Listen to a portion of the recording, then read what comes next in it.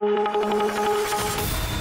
with us now, the president of Parents Defending Education, Nicole Neily, is back with us. Good to see you, Nicole.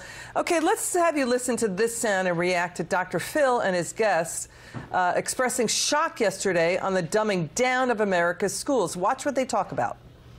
There is really a sellout going on. Instead of figuring out innovative ways to teach our kids and close the gap, it's like the system is caving to the least and meeting these kids where they are rather than bringing them up to standard. You're seeing almost like a cover-up within the education system itself. Proficiency levels, on average, are about 25% of the subject material when they graduate high school.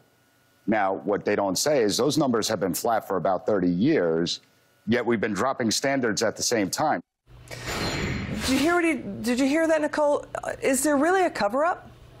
There is absolutely a cover-up, because what has been taking place over the past decades has been a progressive push away from teacher-centered learning towards student-centered learning. And in student-centered learning, children's feelings matter more than actual subject-level mastery. And so there is a race to the bottom, absolutely, and it's being covered up by the teachers' unions, who are still continuing to collect money hand over fist. So this is happening. Are you seeing more of this coming to the forefront because of school pandemic shutdowns? Yes, but you know what? Who has been the loudest voice saying that we need to get rid of testing? And bear in mind, testing is one of the only ways that we're able to hold teachers accountable. It has been the unions. They do not want to be held accountable for the fact that they are failing to teach. And as the segment just showed, while the numbers remain the same, the standards have slipped. And so we are betraying our children. And who is laughing about this? Our foreign competitors are laughing about this, because we are not able to compete in a global marketplace with scores like this. So public school test scores saw their largest decreases ever. Reading score levels dropped to levels not seen since '92 for 4th and 8th graders.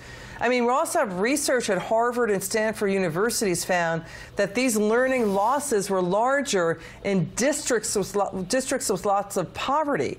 So do you know what's going on there? So the lower income classes are really getting hit hard by this. Absolutely. And what's sad is that the same people who have been screaming equity from the rooftops for years are the same ones that wrought this destruction.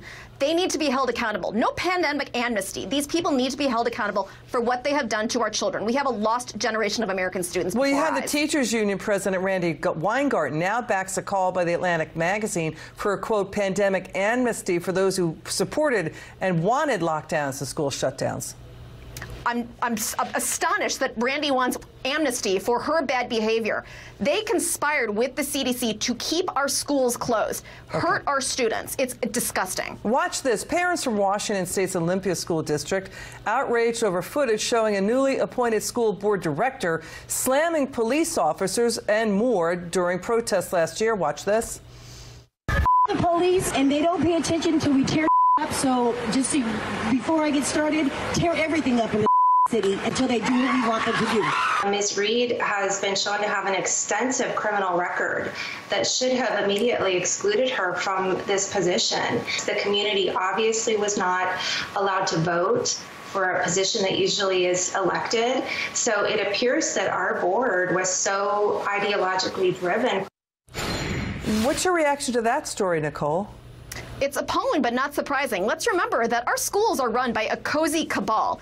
When honest power brokers are elected, are in these seats, and they're able to pull back the covers and see what is going on behind the scenes, people are appalled, because the transformation of our public schools has been happening behind closed doors. They don't actually want anyone to peer and see what's taking place. So I'm not surprised, but I am disappointed. But you're basically treated as MAGA people, as right-wing extremists. Final word.